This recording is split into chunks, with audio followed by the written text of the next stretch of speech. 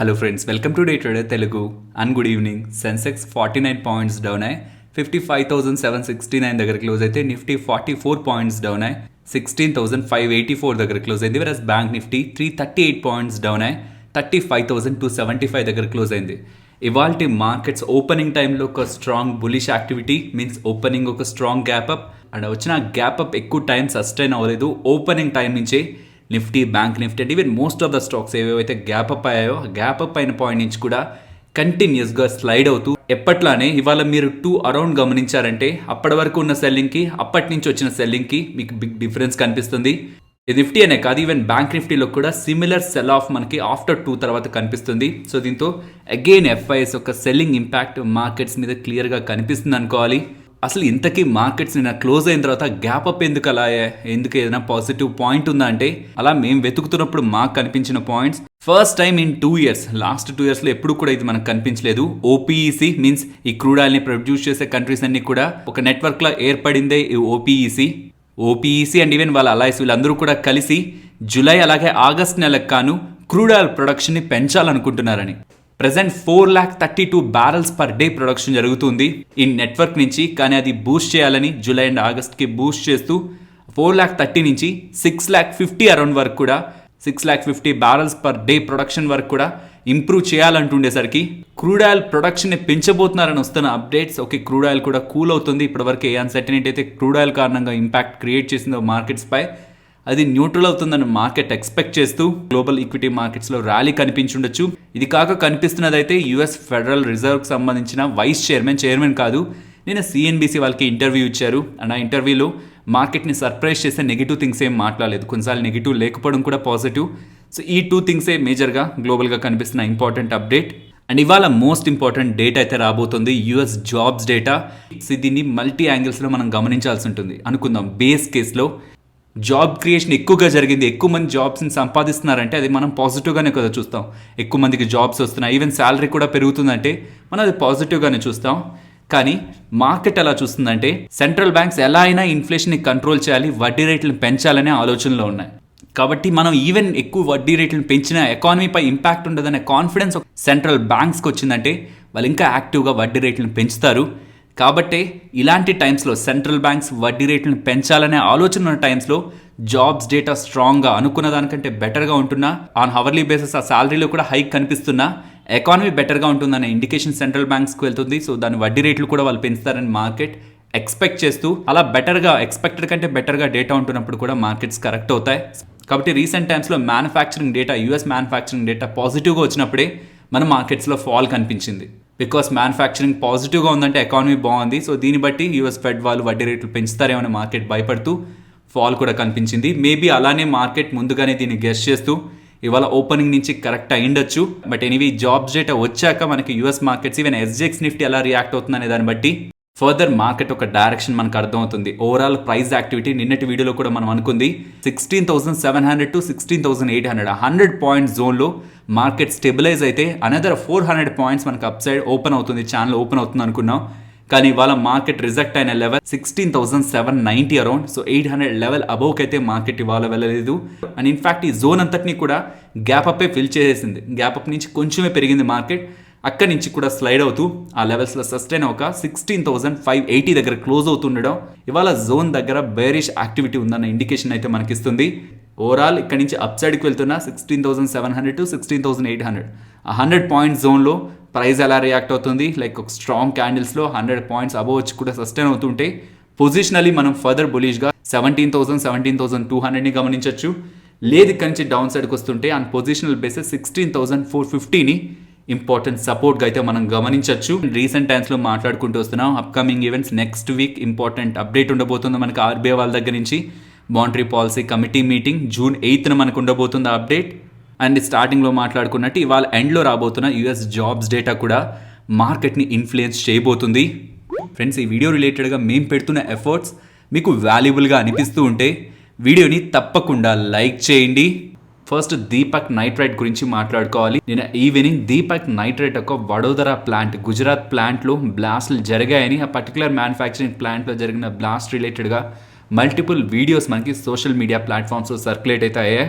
And even దీని రిలేటెడ్గా దీపక్ నైట్రేట్ వాళ్ళు కూడా నేను నైటే రెస్పాండ్ అయ్యారు. ఈవెన్ ఆ డేటా కూడా నేను మీకు టెలిగ్రామ్లో షేర్ చేశాను. బట్ ఫస్ట్ అసలు జరిగిన ఇంపాక్ట్ వాటి గురించి మాట్లాడుకునే ముందు అసలు ఈ పర్టికులర్ ప్లాంట్లో దీపక్ నైట్రేట్ వాళ్ళ బిజినెస్ ఎలా ఉంటుందో గమనించే ప్రయత్నం చేద్దాం. ఈ పర్టికులర్ ప్లాంట్లో దీపక్ నైట్రేట్ వాళ్ళు basic intermediaries and fine and speciality కెమికల్స్ని తయారు చేస్తారు. వీళ్ళకి వచ్చే రెవెన్యూలో నియర్లీ ఈ పర్టికులర్ ప్లాంట్ నుంచి 30 to 31% దగ్గరగా రెవెన్యూ కాంట్రిబ్యూషన్ ఉంది. అండ్ ఈవెన్ ఆపరేటింగ్ సైడ్ కూడా 33% దగ్గరగా ఇన్కమ్ ఇక్కడ నుంచి జనరేట్ అవుతూ ఉంటుంది. సో ఇన్ సింపుల్ టర్మ్స్ ఇది వీళ్ళకి సంబంధించిన major and important plant. More than 30% of revenue and operating side ఇన్కమ్ని తీసుకొచ్చే ప్లాంట్. అండ్ నిన్న జరిగిన ఇన్సిడెంట్ గురించి మాట్లాడుకుందాం. ఇన్సిడెంట్ ఫైనాన్షియల్ ఎలా ఇంపాక్ట్ చేస్తుంది అనేది పక్కన ఉంచితే ఎటువంటి క్యాజువాలిటీస్ కూడా లేవని మనకు వస్తున్న అప్డేట్స్ పాజిటివ్గా తీసుకోవాలి. అపార్ట్ ఫ్రమ్ క్యాజువాలిటీస్ బిజినెస్ గురించి మాట్లాడుకుంటే జరిగిన బ్లాస్ట్ వేర్ హౌస్లో జరిగిందని చెప్తున్నారు. మ్యానుఫ్యాక్చరింగ్ ఫెసిలిటీలో జరగలేదని, ఇది వేర్ హౌస్లో జరిగిందని. నెక్స్ట్ 1 or 2 డేస్లో మళ్ళీ ప్రొడక్షన్ స్టార్ట్ చేస్తారని ఇలా అప్డేట్స్ అయితే చేస్తున్నారు. ఒకవేళ అదే ఇంపాక్ట్ మ్యానుఫ్యాక్చరింగ్ ఫెసిలిటీలో జరుగుంటే దాని జరిగే డ్యామేజ్ రిలేటెడ్గా మోస్ట్లీ కంపెనీస్కి ఇన్సూరెన్స్ ఉంటుంది. బట్ ఆ ఇంపాక్ట్ నుంచి కోలుకోవడానికి అండ్ మళ్ళీ ప్రొడక్షన్ స్టార్ట్ అవడానికి లేట్ అవుతుంది కాబట్టి మేబీ అక్కడ బిజినెస్ లాస్ ఉండొచ్చు. బట్ నిన్న వాళ్ళు రిలీజ్ చేసిన ఎక్స్చేంజ్ ఫైలింగ్లో జరుగుతున్న లాస్కి అలాగే బిజినెస్ డ్యామేజ్కి కూడా వీళ్ళకి ఇన్సూరెన్స్ ఉంది అని చెప్తున్నారు. సో కాబట్టి ఇప్పుడు జరిగిన ఇంపాక్ట్ దీపక్ నైట్రేట్ని ఫైనాన్షియల్గా అయితే ఇంపాక్ట్ చేయదు. కానీ బట్ ఇలా ఒక ఇన్సిడెంట్ జరిగింది అంటుండేసరికి స్టాక్ రిలేటెడ్గా ఇవాళ మనకి సెల్లింగ్ ప్రెషర్ అయితే కనిపించింది. నెక్స్ట్ పాలసీ బజార్ గురించి మాట్లాడుకోవాలి. పీబీ ఫిన్టెక్ గురించి మాట్లాడుకోవాలి. ఇది అఫీషియల్గా వస్తున్న ఇన్ఫర్మేషన్ కాదు, కానీ సిఎన్బిసి టీవీ 18 వాళ్ళు రిపీటెడ్గా మెన్షన్ చేస్తున్నది IRDA వాళ్ళు, మీన్స్ ఈ ఇన్సూరెన్స్కి సంబంధించిన రెగ్యులేటరీ బాడీ జనరల్ ఇన్సూరెన్స్ని అలాగే లైఫ్ ఇన్సూరెన్స్ని సెల్ చేసిన ప్లేయర్స్తో మీరు ఎక్కువ కమిషన్స్ ఎందుకు పే చేస్తున్నారు, పర్టికులర్లీ ఇంటర్మీడియట్స్కి కానీ ఈ అగ్రిగేటర్స్ లైక్ పాలసీ బజార్ వీళ్ళకి కానీ అండ్ ఈవెన్ OEMs వీళ్ళందరికీ కూడా ఎందుకని అంత కమిషన్స్ని పే చేస్తున్నారు. ఆ కమిషన్ ఏదో తగ్గించి పాలసీ ప్రైస్లో అది ఇంపాక్ట్ చేస్తే కస్టమర్కి అలాగే మీకు అడ్వాంటేజ్ ఉంటుంది కదా. కాబట్టి మీరందరూ కూడా కలిసి ఒక ఎక్స్చేంజ్ లైక్ BSE NSE ఎలా అయితే ఉంటాయో స్టాక్స్ని కొనడానికి అమ్మడానికి, అలా ఒక ఎక్స్చేంజ్లా ఫామ్ చేయండి ఇన్సూరెన్స్ సెగ్మెంట్ రిలేటెడ్గా. ఆ ఎక్స్చేంజ్లో ఉన్న ఏజెంట్స్ ద్వారా ఎవరెవరికైతే ఇన్సూరెన్స్ నీడ్ అవుతుందో వాళ్ళ పర్టికులర్ ఏజెంట్స్ని కాంటాక్ట్ చేస్తారు. వాళ్ళకి గైడ్ చేసి సెల్ చేస్తారు. అండ్ ఇన్సూరెన్స్ సెగ్మెంట్లో ఉన్న ప్లేయర్స్ అందరూ కూడా ఎక్స్చేంజ్లోకి వెళ్ళి వాళ్ళ ప్రొడక్ట్ సెల్ చేసుకునేలా ఒక ఇన్ఫ్రాస్ట్రక్చర్ని బిల్డ్ చేయాలనేలా IRDA వాళ్ళు సూచించారని. ఇలా చేస్తే ఇప్పుడు పే చేసిన కమిషన్స్కి 1/10 ఆఫ్ ద పోర్షన్లోనే ఇన్సూరెన్స్ కంపెనీస్ కమిషన్ పే చేయాల్సి ఉంటుందనేలా అప్డేట్స్ అయితే కనిపిస్తున్నాయి. ఇంతకీ ఇన్సూరెన్స్ కంపెనీస్ ఈ అగ్రిగేటర్స్కి లైక్ ఈ పాలసీ బజార్ ఇంటర్మీడియటరీస్కి OEMస్కి ఎంతెంత కమిషన్ని పే చేస్తుంటే ఇక్కడ మీకు స్క్రీన్ పైన ఉంచుతున్నాను. హెల్త్ రిలేటెడ్గా 15% ఫ్లాట్ అండ్ 4% ఇన్సెంటివ్స్ రూపంలో కమిషన్ వెళ్తూ ఉంటుంది. మోటార్ రిలేటెడ్గాను సేమ్, ఫైర్ రిలేటెడ్గా 12+3%, లైఫ్ ఇన్సూరెన్స్ సెగ్మెంట్ రిలేటెడ్గా 3 మల్టిప్లైడ్ బై ఎన్ని ఇయర్స్ వాళ్ళ లైఫ్ ఇన్సూరెన్స్ ఉంటుందనేది. సో ఇలా IRDA వాళ్ళు సూచించిన విధంగా కానీ ఎక్స్చేంజ్ని ఫామ్ చేయగలిగితే దాన్ని అది PB fintech or Policybazaar రిలేటెడ్గా మాత్రం ఒక నెగిటివ్ ఇంపాక్ట్ని అయితే క్రియేట్ చేస్తుంది. ఈవెన్ ఈ సోర్సెస్ దగ్గర నుంచి వస్తున్న అప్డేట్తో కూడా స్టాక్ ఇవాళ పెద్ద నెగిటివ్గా రియాక్ట్ అవ్వలేదు. బట్ ఎవరైతే ఈ స్టాక్లో ఇన్వెస్ట్ చేస్తున్నారో ఈ పర్టికులర్ థీమ్ రిలేటెడ్గా ఏదైనా ఫర్దర్గా డెవలప్మెంట్స్ ఉన్నట్లయితే ఖచ్చితంగా ట్రాక్ చేయాల్సి ఉంటుంది. అండ్ ఈ రీసెంట్ టైమ్స్లో చేసిన యూట్యూబ్ షార్ట్స్లో don't pay service charge in restaurants by force అని మెన్షన్ చేశాను. మీన్స్ రెస్టారెంట్స్లో సర్వీస్ ఛార్జ్ అనేది మనం ఖచ్చితంగా పే చేయాల్సిన థింగ్ కాదు. ఈవెన్ వాళ్ళ బిల్లో అది యాడ్ చేసి మనకి ఇస్తున్నా మనం కావాలంటే దాన్ని అవాయిడ్ చేయొచ్చు. దాని రిలేటెడ్గా డాక్యుమెంట్ని కూడా నేను ఆ షార్ట్లోని పిన్ కామెంట్లో మెన్షన్ చేశాను. ఇప్పుడు కన్స్యూమర్ అఫైర్స్ మినిస్ట్రీ దగ్గర నుంచి గవర్నమెంట్ ఆఫ్ ఇండియా దగ్గర నుంచి వస్తున్న అప్డేట్ ప్రకారం అండ్ ఇమీడియట్గా national restaurant association of India వాళ్ళతో ఇలాంటి ప్రాక్టీసెస్ ఆపండి, రెస్టారెంట్స్తో ఆపమని చెప్పండి. అలా చేయడం ఇల్లీగల్, సో ఇక్కడితో ఆపండి. అండ్ దీని రిలేటెడ్గా మేము ఫర్దర్గా పాలసీని కూడా తీసుకురాబోతున్నాం. ఇఫ్ ఏ రెస్టారెంట్ అయినా అలా ఛార్జ్ చేస్తున్నట్లయితే ఆ రెస్టారెంట్కి అగెనిస్ట్గా యాక్షన్ తీసుకోవడానికి గవర్నమెంట్ నుంచి పాలసీ కూడా రాబోతుందనే అప్డేట్స్ కూడా ప్రెజెంట్ కనిపిస్తూ ఉన్నాయి. నెక్స్ట్ క్లాస్ 8 ట్రక్ సేల్స్ అయితే అప్డేట్ అయ్యాయి. దీని రిలేటెడ్గా బిజినెస్ చేసే Bharat forge, Ramakrishna forging and Motherson సుమి రిలేటెడ్గా ఈ సేల్స్ ఒక ఇంపాక్ట్ ఉంటుంది. నార్త్ అమెరికాకు సంబంధించిన క్లాస్ 8 ట్రక్స్ చాలా బిగ్ ట్రక్స్, యాక్చువల్లీ నార్మల్ చిన్న చిన్న ట్రక్స్ కాదు అవి. సో వీటి రిలేటెడ్గా May month sales month on month కంపారిజన్లో 15% అండ్ ఇయర్ ఆన్ ఇయర్ కంపారిజన్లో 43.6% north America truck sales drop అయినలా వస్తున్న అప్డేట్స్ ఈ పర్టికులర్ కంపెనీస్ రిలేటెడ్గా మనం నెగిటివ్గా తీసుకోవాల్సి ఉంటుంది. ఇక్కడ మీరు గమనిస్తే most of the cement stocks అన్నిట్లో కూడా ఇవాళ ఇంట్రాడే సెషన్స్లో ఒక big fall near to 5 to 9% దగ్గరగా మోస్ట్ ఆఫ్ ద స్టాక్స్లో ఇవాళ ఫాల్ అయితే కనిపించింది. దీనికి మేజర్ రీజన్ అల్ట్రాటెక్ వాళ్ళు ఇండియాలోనే largest cement player present. But ఈ రీసెంట్ టైమ్స్లో ఆదాని వాళ్ళు ఏసీసీ అలాగే అంబుజా ఈ సిమెంట్ ప్లేయర్స్ని ఎక్వైర్ చేసేసాక హోల్సిమ్ వాళ్ళ దగ్గర నుంచి కొనుక్కున్న తర్వాత వాళ్ళకు స్ట్రాంగ్ కాంపిటీషన్ ఇస్తారు సిమెంట్ ఇండస్ట్రీకి అనేలా అప్డేట్స్ అయితే మనకు వినిపిస్తూ వచ్చాయి. ఈ ఇండస్ట్రీలోకి ఎంటర్ అవుతున్న ఆదాని వాళ్ళకు స్ట్రాంగ్ కాంపిటీషన్ ఇస్తారని మార్కెట్లో ముందుగానే ఎస్టిమేట్స్ ఉంటూ ఎగ్జిస్టింగ్ ఉన్న most of the cement players అందరూ కూడా వాళ్ళ కెపాసిటీస్ని పెంచుకుంటారు, రెడీగా ఉంటారు వచ్చే కాంపిటీషన్ని తట్టుకోవడానికి అనేలా మార్కెట్లో మోస్ట్ ఆఫ్ ద ప్లేయర్స్ అందరూ కూడా కెపాసిటీస్ని పెంచుతారని నాకు ఎక్స్పెక్టేషన్స్ ఆల్రెడీ ఉన్నాయి. In fact most of the players కూడా పని చేస్తున్నారు, కానీ స్లోగా చేస్తున్నారు. ఈవెన్ అల్ట్రాటెక్ వాళ్ళు కూడా ప్రెసెంట్ ఉన్న 120 మిలియన్ టన్స్ కెపాసిటీని బై FY23 ఆ నాటికి 137 మిలియన్ టన్స్ కెపాసిటీకి పెంచుకుంటారనేలా అప్డేట్స్ అయితే ఉన్నాయి. కానీ ఇప్పుడు వీళ్ళు చేస్తున్న అప్డేట్స్తో 120 మిలియన్ టన్స్ నుంచి 137 మిలియన్ టన్స్కి వెళ్తుంది వీళ్ళ కెపాసిటీ అని. కానీ ఇప్పుడు 120 మిలియన్ టన్స్ నుంచి 159 మిలియన్ టన్స్కి వీళ్ళు పెంచుతారు బై FY25 నాటికి అంటుండేసరికి సిమెంట్ ఇండస్ట్రీలోనే బిగ్ కెపాసిటీ ఎడిషన్ అల్ట్రాటెక్ వాళ్ళు చేస్తున్నారనేసరికి స్టాక్స్ అన్నిట్లో కూడా మనకి ఫాల్ కనిపించింది. వీళ్ళు కెపాసిటీ పెంచుతున్నారంటే స్టాక్స్ ఎందుకు ఫాల్ అవడం? కెపాసిటీ పెంచుకోవడం మంచిదే కదా, మంచిగా ప్రొడక్షన్ చేసి మంచిగా సేల్స్ చేయొచ్చు కదా అంటే ఇది ఇలా అర్థం చేసుకోవాలి. ఒక 100 బ్యాగ్స్ ఆఫ్ సిమెంట్ని సెల్ చేస్తూ పర్ బ్యాగ్ 1 రూపీ లాభం ఎక్స్పెక్ట్ చేస్తున్నారు అనుకుందాం ఎగ్జాంపుల్ కోసం. Per bag 1 rupee profit and 100 బ్యాగ్స్ని కంపెనీ సెల్ చేస్తుంది. ఇప్పుడు ప్రొడక్షన్ పెంచుకొని 200 బ్యాగ్స్ సెల్ చేస్తుంది, కానీ పర్ బ్యాగ్ 50 పైస్ని ఎక్స్పెక్ట్ చేస్తుంది. So in first case and second case వీళ్ళ రిలేటెడ్గా జరిగే డ్యామేజ్ ఏం లేదు, పర్టికులర్లీ ఈ కంపెనీకి జరిగే డ్యామేజ్ ఏం లేదు. కానీ ఇతర ప్లేయర్స్ పర్టికులర్లీ స్మాల్ ప్లేయర్స్ రిలేటెడ్గా ఇది బిగ్ ఇంపాక్ట్ని అయితే చూపిస్తుంది. బికాస్ వీళ్ళు ఏ ప్రైజులు రిలేటెడ్గా అయితే కాంపిటీషన్ ఆర్ ప్రైజింగ్ వార్ జరుగుతుందో అందులో big players having high capacity sustain అవుతాయి. స్మాల్ ప్లేయర్స్ మాత్రం అలా ప్రైజ్ని అంత ఈజీగా తగ్గించుకోలేరు, బికాస్ వాళ్ళ ప్రొడక్షన్ లో స్కేల్లో ఉంటుంది కాబట్టి స్మాల్ ప్లేయర్స్ ఇంపాక్ట్ అవుతారు. అండ్ ఈవెన్ వీళ్ళు చేస్తున్నారంటే మిగిలిన ప్లేయర్స్ కామ్గా ఉండరు కదా, మిగిలిన ప్లేయర్స్ కూడా చేస్తారు. కాబట్టి ఓవరాల్ ఇండస్ట్రీలో కెపాసిటీస్ పెరుగుతూ ప్రైజింగ్ ఎరోషన్ జరుగుతుంది, మార్జిన్స్ ఇంపాక్ట్ అవుతాయని మార్కెట్ ఎస్టిమేట్ చేస్తూ స్టాక్స్ని వాళ్ళ బిగ్ వేలో నెగిటివ్గా ఇంపాక్ట్ చేసింది. నెక్స్ట్ నిన్న మనకి ఎక్స్పైరీ జరుగుతున్న పాయింట్లో పర్టికులర్లీ ఆఫ్టర్నూన్ 2:35 to 2:40 ఇన్ బిట్వీన్లో ఒక ట్రేడ్ 14,500 కాల్లో జరిగింది.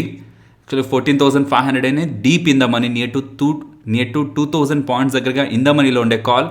ఆ కాల్ని లెస్ దాన్ 1 రూపీకి సెల్ చేశారని. ఇంట్రెన్సిక్ వాల్యూ 2,000, బట్ అది లెస్ దాన్ 1 రూపీకి సెల్ చేశారని.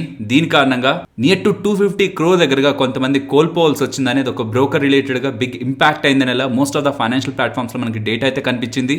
ప్రీవియస్గా కూడా మనకి చాలాసార్లు ఫ్రీ ట్రేడ్స్ మార్కెట్లో అపీర్ అయ్యాయి. సో ఆప్షన్ ట్రేడర్స్కి ఇదేం కొత్త కాదు, కానీ ఇంత డీప్ ఇన్ ద మనీలో 14,500 ఇన్ ద మనీలోకి వెళ్ళి ట్రేడ్ జరుగుతుండడం 2 టైప్ ఆఫ్ అనాలిసిస్కి దారితీస్తుంది. ఒకటి, ట్యాక్స్ని తప్పించుకోవడం కోసం ఇలా ఇల్లిక్విడ్గా ఉండే ఆప్షన్స్ని సెలెక్ట్ చేసుకొని లోయెస్ట్ ప్రైస్కి ఒకరు కొంటానంటుంటే హైయెస్ట్ ప్రైస్ పెట్టి ఇంకొకరు అమ్ముతూ ఉంటే మనీ ఎక్స్చేంజ్ అవుతుంది. ఇలా 250 crore దగ్గరగా ఎక్స్చేంజ్ అయిందని ఇది కొంతమంది థీసిస్గా చెప్తుంటే, ఇంకొంతమంది బై మిస్టేక్ ఇలా ఆర్డర్ ప్లేస్ చేయడం కారణంగా ఇలా నష్టపోయారని చెప్తున్నారు. ఈవెన్ ఆన్ ఫర్దర్ అనాలిసిస్ అర్థమవుతున్నది ఆ పర్టికులర్ టైంలో థౌజండ్స్ ఆఫ్ లాట్స్ ఏం జరగలేదు, బికాస్ అది డీప్ ఇందామని ఆప్షన్ అవుతూ ఉండడం కారణంగా ఆ పర్టికులర్ టైం ఫ్రేమ్లో జరిగినవి ఆన్ అన్ యావరేజ్ 920 లాట్స్ దగ్గరగా 95 పైస్ యావరేజ్ ప్రైస్కి ట్రేడ్ అయ్యాయని, 142 లాట్స్ దగ్గరగా 18 రూపీస్కి ట్రేడ్ అయ్యాయి. యావరేజ్ ప్రైస్ 18 రూపీస్కి ట్రేడ్ అయ్యాయని. సో అది బై క్యాలిక్యులేషన్స్ చూస్తే 920 lots multiplied by Nifty lot size 50 multiplied by కొంటున్న ప్రైస్ నియర్ టు 46,000 అవుతుంది.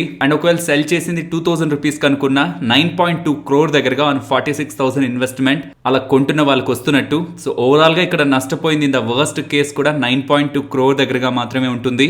బట్ అక్కడ జరిగిన ఎంటైర్ ట్రాన్సాక్షన్స్ అన్నింటినీ కూడా లోయెస్ట్ ప్రైస్కి వేసి హైయెస్ట్ ప్రైస్కి వేస్తుండేసరికి నియర్ టు 250 crore దగ్గరగా లాస్ వచ్చిందనేలా మనకి ఫైనాన్షియల్ ప్లాట్ఫామ్స్లో డేటా అయితే పబ్లిష్ అయింది. But in reality overall loss ఆ ట్రేడ్లో 10 crores దగ్గరగానే ఉంది. నెక్స్ట్ ఎంటార్ టెక్నాలజీస్ గురించి మాట్లాడుకోవాలి. వీళ్ళు గీపీ aerospace and defence private limited ఈ కంపెనీ రిలేటెడ్గా 8.82 crore ఖర్చు పెడుతూ 100% వాటాని కొంటున్నట్లయితే అప్డేట్ చేస్తున్నారు. నెక్స్ట్ రిలయన్స్ ఇండస్ట్రీస్ గురించి మాట్లాడుకోవాలి. రిలయన్స్ వాళ్ళు అలాగే యూఎస్కి సంబంధించిన అపోలో గ్లోబల్ వాళ్ళు వీళ్ళిద్దరు కూడా పార్ట్నర్ అయి యూకేకి సంబంధించి one of the largest retailer అయిన వాల్ గ్రీన్స్ బూట్స్ వాల్ని అక్విజిషన్ చేయాలనుకుంటున్నారనేలా అప్డేట్స్ అయితే కనిపిస్తున్నాయి. సో పర్టికులర్ స్టోర్స్ ఇలా మీరు స్క్రీన్ పైన గమనించవచ్చు. వాల్ గ్రీన్స్ వాళ్ళకి ఇలాంటి స్టోర్స్ యూకేలో నియర్ టు 2,000 దగ్గరగా ఉన్నాయని, నియర్ టు 45% ఆఫ్ వాళ్ళ రెవెన్యూస్ ప్రిస్క్రిప్షన్ అండ్ వ్యాక్సినేషన్స్ ఇవ్వడం కారణంగానే సంపాదించుకుంటారని అప్డేట్స్ వస్తున్నాయి. సో వాళ్ళ దాంట్లో అక్కడ ఇన్వెస్ట్మెంట్ చేసి అలాంటి మోడల్స్ని ఇండియాలో, సౌత్ ఈస్ట్ ఏషియాలో అంటే ఈవెన్ మిడిల్ ఈస్ట్లో కూడా తీసుకువెళ్ళాలనుకునేలా రిలయన్స్ వాళ్ళు భావిస్తున్నట్లయితే అప్డేట్స్ అయితే కనిపిస్తున్నాయి. అండ్ ఈవెన్ దీంతో పాటు ప్రీవియస్గా జియో వాళ్ళు అలాగే బ్రిటిష్ పెట్రోలియం వాళ్ళు వీళ్ళిద్దరూ కూడా కంబైన్డ్గా ఫామ్ చేసిన జాయింట్ వెంచర్ ఇప్పుడు ఎంజీ మోటార్ వాళ్ళతో అలాగే క్యాస్టర్ వాళ్ళతో వీళ్ళిద్దరితో కూడా పార్ట్నర్షిప్ని ఏర్పాటు చేసుకుందని, ఇలా పార్ట్నర్షిప్ని ఏర్పాటు చేసుకొని అక్రాస్ ద ఇండియా ఈవీ ఇన్ఫ్రాస్ట్రక్చర్ని బిల్డ్ చేయబోతుందని ఇలా అప్డేట్స్ అయితే కనిపిస్తున్నాయి. నెక్స్ట్ నిఫ్టీ అలాగే బ్యాంక్ నిఫ్టీ సపోర్ట్ అండ్ రెసిస్టెన్స్ని నేను మండే మీకు నేను టెలిగ్రామ్ గ్రూప్లో అప్డేట్ చేస్తాను. రీజన్ ఇవాళ జాబ్స్ డేటా తర్వాత ఒకవేళ huge gap up or gap down జరుగుతుంటే ఆ పర్టికులర్ లెవెల్స్ ఎక్కడైతే ఓపెన్ అవుతూ ఉంటుందో ఆ లెవెల్స్ దగ్గర నుంచి ఏ లెవెల్స్ని మనం ఇంపార్టెంట్గా గమనించవచ్చని మండే మార్నింగ్ నేను మీకు డేటాని అప్డేట్ చేసేందుకు ప్రయత్నిస్తాను. ఫైనలీ ఇది ఫ్రెండ్స్ మన వీడియో నచ్చిందా? నచ్చితే మన వీడియోని లైక్ చేయండి ఫ్రెండ్స్. అండ్ ఈ వీడియో మన వాళ్ళకి యూజ్ అవుతుంది అనుకుంటే తప్పకుండా షేర్ చేయండి. అండ్ మన ఛానల్ని సబ్స్క్రైబ్ చేయనట్లయితే ఛానల్లో ఉన్న కంటెంట్ని గమనించండి. ఇఫ్ ఆ కంటెంట్ మీకు ఇంట్రెస్టింగ్ అనిపిస్తూ ఉంటే ఛానల్ని సబ్స్క్రైబ్ చేసి పక్కనే ఉన్న బెల్ ఐకాన్ క్లిక్ చేయండి. మరొక ఇంట్రెస్టింగ్ వీడియోతో నేను మళ్ళీ మీ ముందుకు వస్తాను. అంతవరకు టేక్ కేర్. జై హింద్.